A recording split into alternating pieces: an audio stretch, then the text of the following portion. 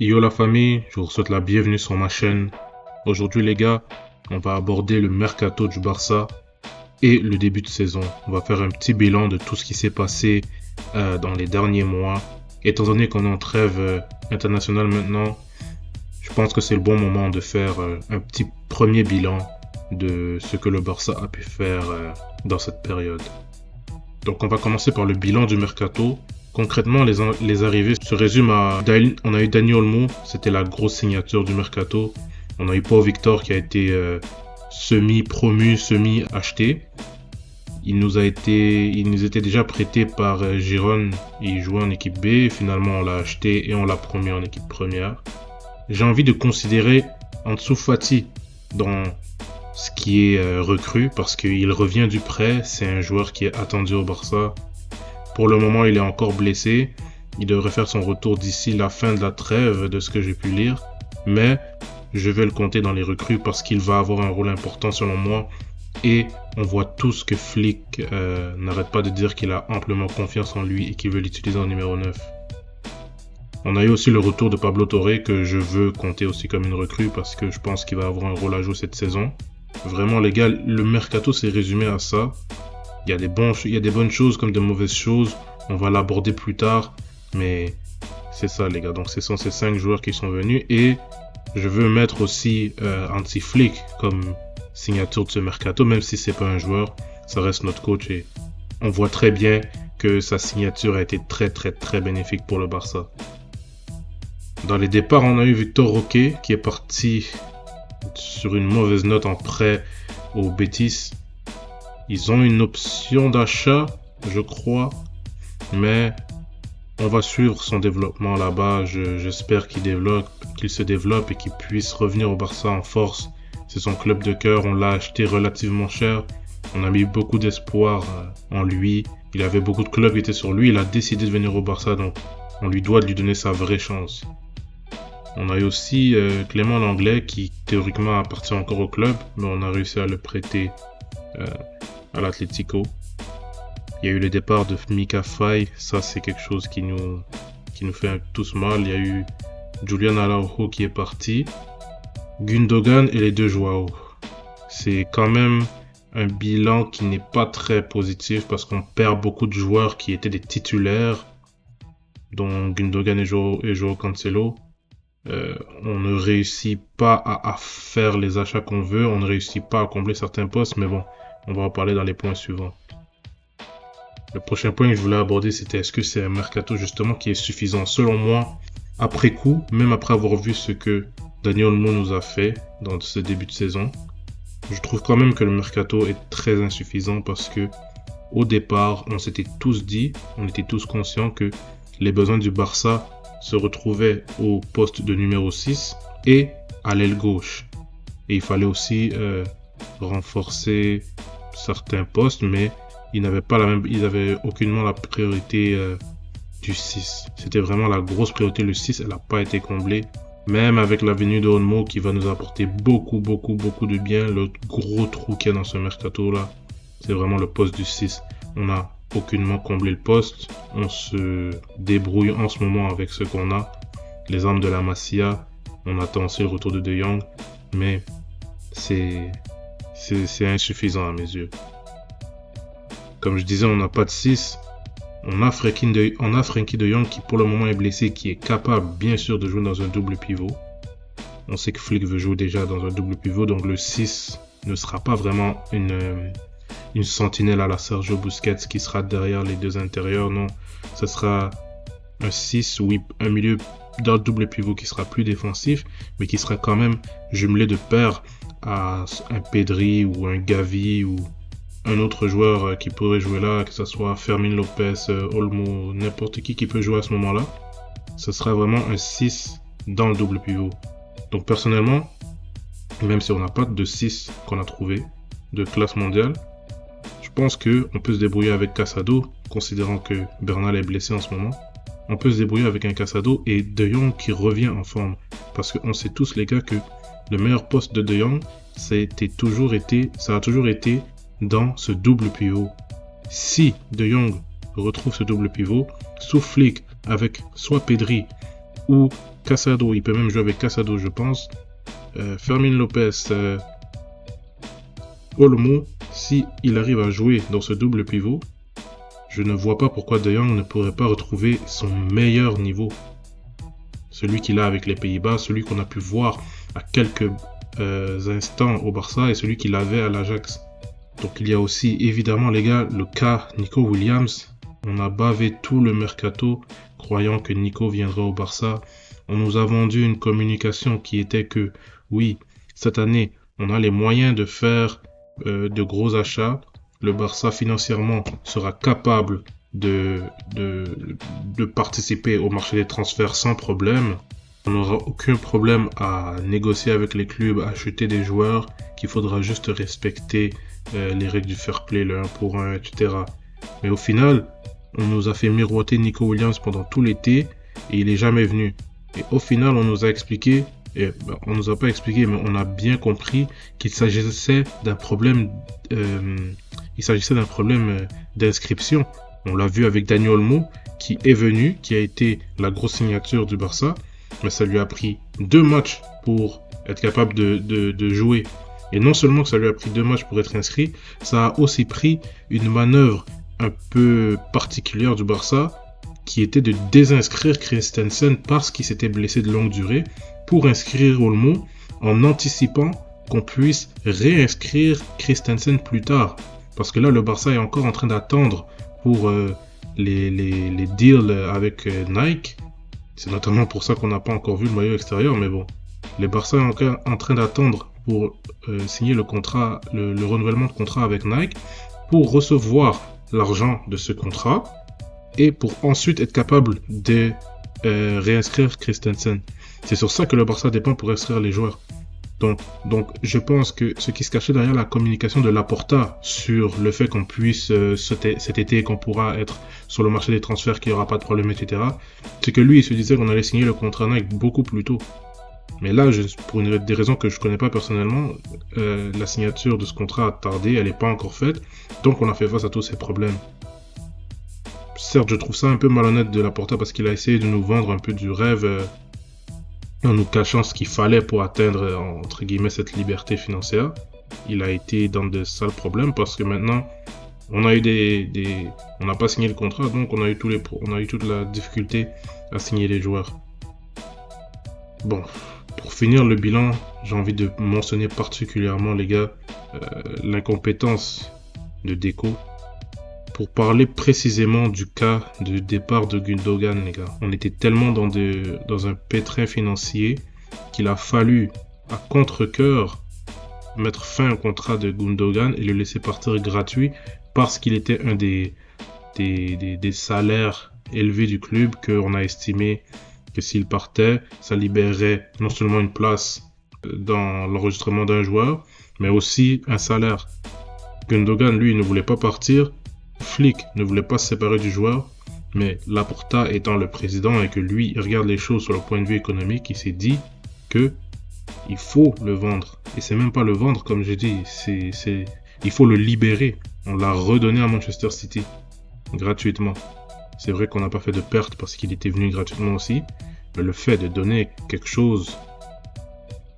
Les gars, si je vous fais une analogie, admettons, vous étiez en galère financièrement et vous aviez besoin de meubles dans votre maison, de n'importe quoi.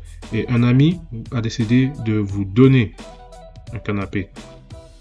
Il vous a donné un canapé gratuit, ça vous a dépanné, etc.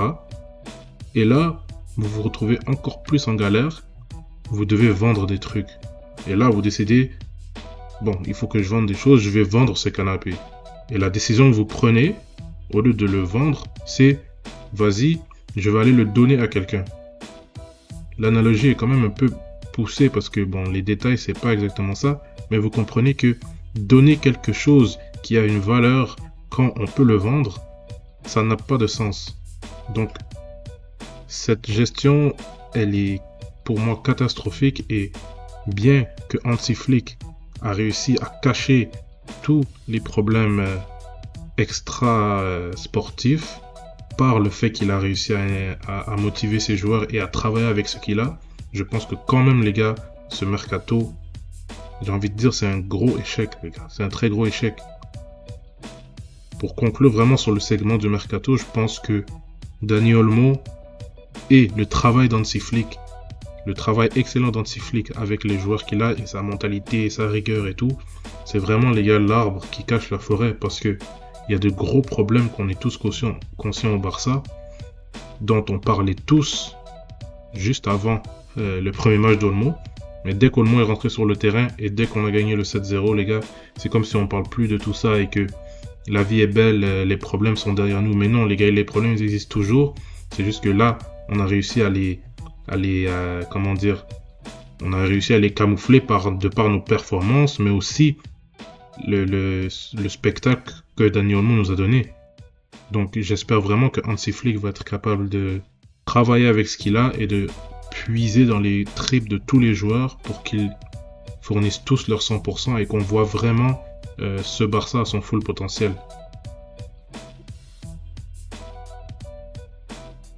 Maintenant les gars, par rapport au début de saison, le bilan du début de saison, je vais pas considérer la pré-saison là-dedans parce que j'estime que les commentaires seront les mêmes. On a pu voir de base la touche de Flick. On l'a ressenti sur tous les matchs qui montaient en puissance, incluant les matchs amicaux.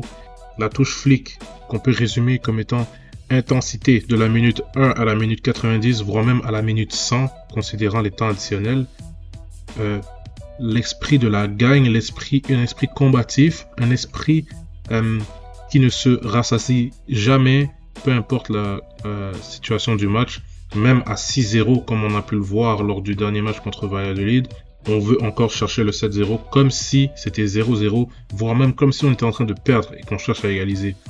Donc cette touche Flick, cette touche allemande, cette mentalité rouleau compresseur, elle est très visible et je pense que c'est vraiment ce qui me manquait au Barça depuis les quelques dernières années, parce que quand on avait toujours des coachs qui soit étaient des enfants du club ou qui avaient déjà passé par le club, ils avaient tous un peu cette tendance à vouloir se concentrer vraiment sur l'aspect technique du jeu, le jeu de position, etc., sans donner une importance suffisante selon moi à l'aspect physique, à la forme des joueurs. Et comme on a pu tout le temps le voir, il y avait toujours des blessés, etc. On n'était pas capable d'enchaîner les matchs de manière à ce qu'on puisse tenir sur le long terme, sur le moyen terme d'une saison. Il y avait toujours des moments où le Barça s'effondrait physiquement, soit dans un match, soit au cours d'une saison. Maintenant, avec la venue de Flick, j'espère que, surtout avec son staff technique, ses préparateurs physiques, ses coachs et tout, j'espère qu'ils seront capables de vraiment tenir ces joueurs en forme et puiser dans leur capacité pour obtenir 100% de leurs efforts en tout temps, sans qu'ils soient en surménage et qu'ils clament à un certain moment que tout le monde s'effondre. J'ose croire que l'équipe de Flick est habituée à cette manière de travailler et qu'ils vont être capables de gérer les joueurs pour justement qu'ils soient au top en tout temps. Les gars, bon, on va pas revenir sur chacun des matchs parce que on les a tous vus et il y a des débriefs dédiés, mais j'ai envie de retirer de ce début de saison deux choses, notamment les joueurs qui auront beaucoup à prouver d'ici cet hiver, en fait d'ici le mercato, les joueurs en forme / les joueurs en méforme. Donc, si on commence par les joueurs en confiance depuis le début de cette saison, j'en cite clairement 4 joueurs qui sont vraiment en forme depuis le début de cette saison et ce sont les suivants. On a Rafinha, les gars, et Rafinha ça remonte à vraiment la fin de saison dernière, sauf que depuis Flick, il a passé un autre niveau et là, je crois qu'on fait face à Rafinha Prime. Il arrive à 28 ans, je crois. Ce sont les plus belles années de sa carrière dans lesquelles il rentre en ce moment. C'est le pic de forme d'un joueur, normalement de 28 à 30 ans. C'est là où tu es au meilleur de ta forme. Donc je pense vraiment qu'on est en train d'arriver dans cette ère pour lui et qu'on va avoir la chance de témoigner de vraiment son meilleur niveau. Je rentre aussi Lewandowski là-dedans. Il retrouve son ancien coach. Il a l'air confortable dans ce système où il peut enfin être ce qu'il est, c'est-à-dire un numéro 9. Il n'a plus besoin d'essayer de dézonner. Il n'a plus besoin d'essayer de se prendre pour un autre. Il n'a plus besoin de croire qu'il est Van Basten Prime et qu'il essaie de dézonner, de reculer, de créer le jeu et tout. Il peut maintenant se concentrer à 100% à sa tâche et il le fait bien. On connaît tous le grand Lewandowski et j'ai l'impression que même si là il est en fin de carrière, on va témoigner vraiment d'un dernier prime, d'un dernier petit prime de Lewandowski. Je mets aussi Lamine Yamal dans cette liste. Inévitablement, c'est un joueur qui monte en puissance, surtout avec l'Euro de malade qu'il a fait. On le sent vraiment décomplexé sur le terrain. Il joue avec une facilité qu'on n'a jamais vue. Je vais pas vous faire le portrait, les gars. Je pense qu'on connaît tous le talent de Lamine Yamal. Il est vraiment incontestablement parmi les joueurs en forme de cette saison. Le dernier que je vais mettre dans cette liste, c'est Jules Koundé, le sapologue béninois. J'ai l'impression que Koundé s'est donné un objectif personnel de devenir le meilleur latéral droit du monde et qu'il a envie de s'imposer à ce poste. On le voit faire des exercices spécifiques au poste, du gainage, tout l'aspect physique qui est lié à ce poste. Il s'améliore de match en match et même de jour en jour offensivement, techniquement, tactiquement. Il est vraiment en ce moment sur un nuage, lui aussi suite à l'Euro de malade qu'il a fait. J'espère vraiment qu'il pourra rester en forme toute la saison et nous montrer son meilleur niveau à tous les matchs. J'ai quand même confiance en ça parce que Koundé, c'est un joueur qui se tient en forme, qui a quand même une bonne carrure physique. Je pense qu'il pourrait rester loin des blessures. Il m'a pas l'air d'un gars qui a une mauvaise hygiène de vie et tout. Donc, je suis confiant pour ça. Maintenant, les gars, les joueurs qui, selon moi, auront quelque chose à prouver durant cette saison. Je mets dans cette liste Pablo Torre, qui revient de prêt et qui a une chance de pouvoir s'imposer, particulièrement dans le système de Flick. C'est vrai qu'il y a beaucoup de compétition à son poste. Lui, il est plus un 10. Donc, il va compétitionner avec Olmo, les Pedri, même Fermin un peu. Il aura beaucoup de compétition, mais je suis persuadé qu'il aura un peu de temps de jeu et qu'il aura sa chance de prouver, de montrer son niveau et de compétir avec les autres. Cette première moitié de saison va vraiment déterminer son avenir parce que il est à l'âge où il doit vraiment jouer, enchaîner les matchs. Et s'il n'enchaîne pas, malheureusement, la meilleure décision pour lui sera éventuellement de partir parce que s'il n'arrive pas à s'imposer, le temps va passer pour lui, les années vont passer et il n'aura toujours pas gravi cette étape qu'il doit gravir à son âge.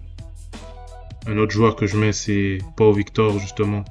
Lui, c'est vrai que c'est sa première saison, officiellement en équipe A, mais encore une fois, avec le système de Flick, je vois qu'il peut participer au jeu et il aura de la compétition, que ce soit avec Ferran Torres, Rafinha, Lewandowski, en fait, tous les postes de l'attaque. Il a fait une bête de pré-saison, mais celui-là aussi, il va devoir prouver quelque chose parce que sinon, il va figurer parmi la liste des joueurs qui se verront envoyés en prêt. Le troisième joueur dans cette liste, c'est Hector Fort. Lui, c'est un latéral droit de formation qui est capable de jouer à gauche. On aura besoin de lui parce que avec la prestation que Gérard Martin nous a fait contre le Rayo, je pense pas qu'il est en confiance. Je pense pas qu'il ait la totale confiance de Flick en ce moment. Hector Fort qui est capable, comme j'ai dit, de jouer à gauche et à droite. Il a deux postes où il peut s'imposer. À droite, il est officiellement la doublure de Koundé. À gauche, je pense qu'il peut aller gratter du temps de jeu là-bas. Lui aussi, il est à l'âge où il doit beaucoup jouer. Il est, selon moi, un joueur qui doit rester au club et sur qui on doit miser parce que ses qualités que j'ai vues, il me rappelle un Adriano à l'ancienne, capable de jouer des deux côtés, très bon offensivement et qui peut être un super sub, qui peut être un 12e homme